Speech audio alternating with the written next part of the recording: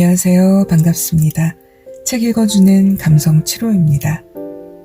이전 영상에서 어른들을 위한 탈무드 이야기를 곁에 두고 읽는 탈무드 도서로 소개해드렸는데요.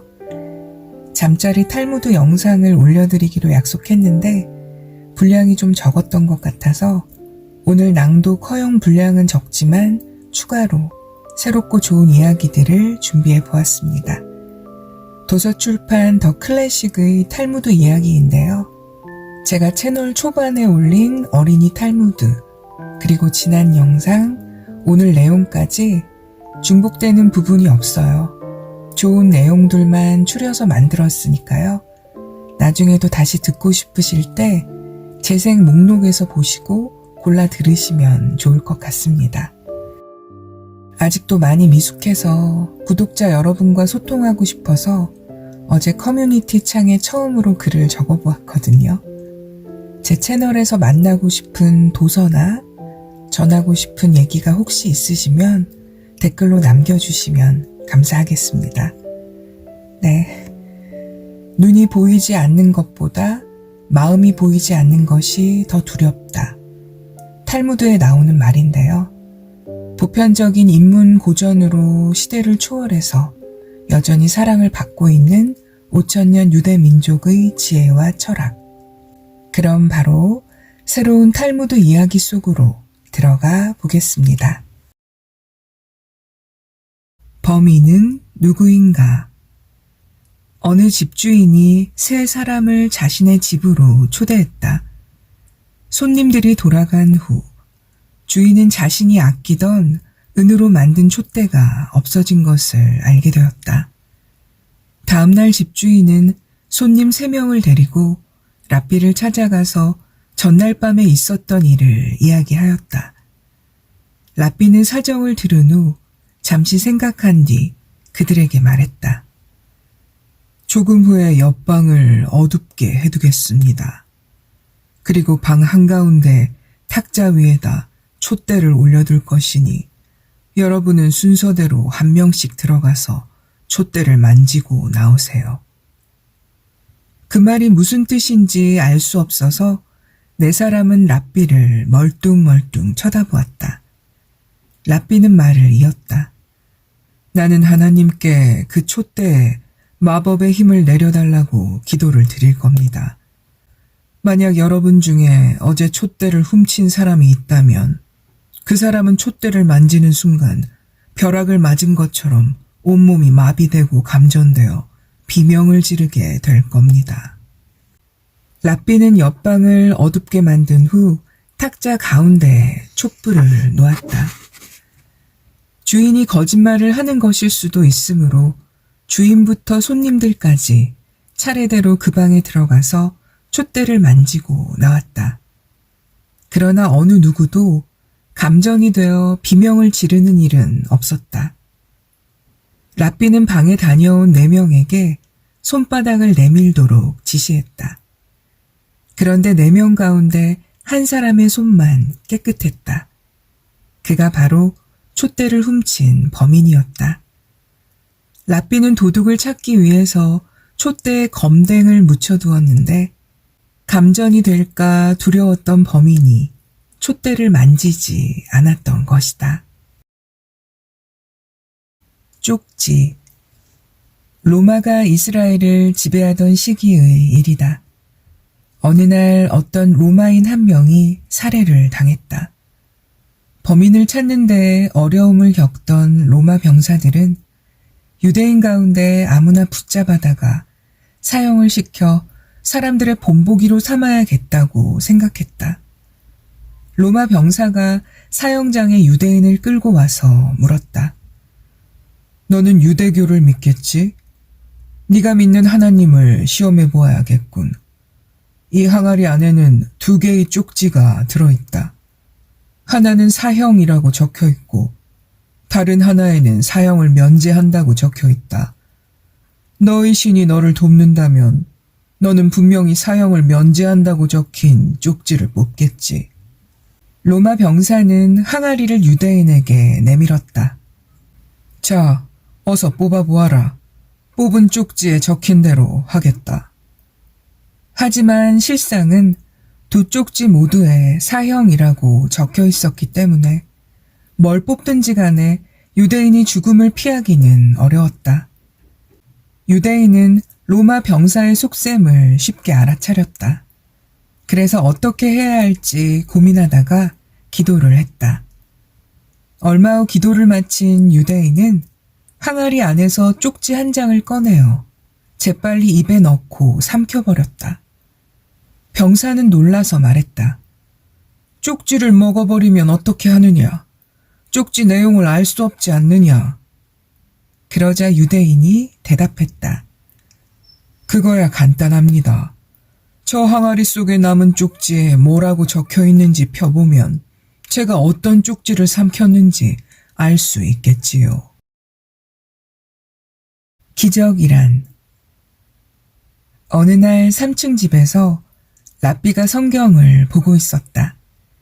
그런데 갑자기 칼을 든 강도가 집으로 들어왔다. 너는 하나님이 사랑하는 랍비로군. 나에게 하나님의 기적을 보여주게. 자네가 3층에서 뛰어내려 하나님이 살아있는 분이라는 것을 한번 증명해 보라고. 랍비는 갑자기 닥쳐온 위기에 아찔했다. 그래서 지혜를 달라고 하나님께 기도했다. 랍비가 강도에게 말했다. 3층에서 1층으로 뛰어내리는 건 아무나 할 수 있는 일이지. 거기에 기적이라는 이름을 갖다 붙이기도 민망한 일이다. 진정한 기적은 1층에서 3층으로 뛰어오르는 것이지. 만약 네가 진짜 기적을 보고 싶다면 여기서 기다려라. 내가 1층에서 여기 3층 창문까지 뛰어오를 테니. 랍비의 말이 신빙성이 있다고 생각한 강도는 말했다. 그러면 지금 네가 나에게 1층에서 3층까지 뛰는 기적을 보여준다는 말이냐? 하나님의 기적을 직접 보고 싶다면 그리 해주지. 어쩔 테냐? 랍비의 자신만만한 태도에 강도가 말했다. 그래? 그렇다면 그 기적을 직접 보고 싶군. 여기 3층에서 기다릴 터이니 1층으로 내려가서 어서 뛰어올라 보아라. 강도의 말이 끝나자마자 랍비는 1층으로 후다닥 뛰어내려가 지나가는 경찰에게 도움을 요청했다. 7발의 총알. 유대인 한 명이 은행에서 많은 돈을 찾아서 가방에 넣은 후 회사로 돌아가고 있었다. 그런데 작은 골목에서 강도가 나타나 권총을 겨누며 돈가방을 내놓으라고 말했다. 유대인은 돈가방을 강도에게 건네주며 사정을 말했다. 제가 선생님께 돈을 드리는 것은 사실 별로 문제가 되지 않습니다. 그런데 저는 회사에 가서 돈가방을 제가 빼돌린 것이 아니라 강도에게 빼앗겼다고 이야기해야 합니다. 그러려면 선생님의 도움이 필요합니다. 선생님의 권총으로 제 옷에 구멍을 몇 개만 내주시면 안 되겠습니까? 강도는 유대인의 말이 일리가 있다고 생각해 그의 말대로 하겠다고 했다. 유대인은 입고 있던 양복 상의를 벗어들고 말했다. 우선 오른쪽 겨드랑이에 한 발 부탁드립니다. 강도는 크게 인심을 쓰듯이 양복 상의의 오른쪽 겨드랑이에 권총을 한 발 쏘았다. 왼쪽 옷깃에도 한 발 부탁드립니다. 강도는 왼쪽 옷깃에도 총을 한 발 쏘았다. 오른쪽 어깨에도 부탁드립니다. 강도는 오른쪽 어깨에도 총을 쏘았다. 왼쪽 어깨 쪽에도 부탁드립니다. 강도는 왼쪽 어깨 쪽에도 한 발을 쏘았다. 유대인은 상의를 살펴보고 강도에게 말했다. 상의는 된 것 같으니 바짓단에도 한 발만 부탁드립니다. 강도는 유대인의 부탁대로 바짓단에 권총을 한 발 쏘았다. 이쪽 바짓단에도 부탁드립니다. 강도는 한 발 더 권총을 쏘았다. 유대인은 중절모를 벗어들고 강도에게 말했다. 옷은 다 된 것 같으니 마지막으로 이제 이 모자의 한 발만 부탁드립니다. 강도는 모자를 향해 또다시 방화쇠를 당겼다. 강도가 7발의 권총을 쏘고 방심한 사이 유대인은 강도에게 달려들어 주먹으로 그의 얼굴을 치고 돈가방을 다시 되찾아 도망쳤다.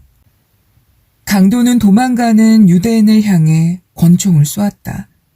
하지만 옷에 구멍을 내느라 권총의 총알을 모두 사용해버려서 총알이 더는 남아있지 않았다. 강도의 권총은 총알을 7발만 장전할 수 있는 총이었는데 유대인이 이 사실을 알고 총알을 다 쓰도록 유도한 것이었다. 이로써 유대인은 강도를 물리치고 돈이 든 자신의 가방을 찾을 수 있었다. 가장 강한 것. 세상에는 가장 강한 12가지가 있다. 우선 가장 강한 것으로 돌을 들 수 있다. 그런데 돌은 쇠로 깎을 수 있다. 그렇지만 쇠는 불에 녹는다. 불은 물로 끌 수 있지만 물은 구름에 빨려 들어가며 구름은 바람이 불면 흩어져 사라지고 만다. 바람은 인간을 사라지게 할 수 없지만 사람은 공포나 괴로움 때문에 무너져 내린다. 술은 공포와 괴로움을 날려주지만 술 깨우는 잠을 이길 수 없고 잠 또한 죽음을 이길 수는 없다. 하지만 가장 강해 보이는 죽음조차 사랑을 이기지는 못한다.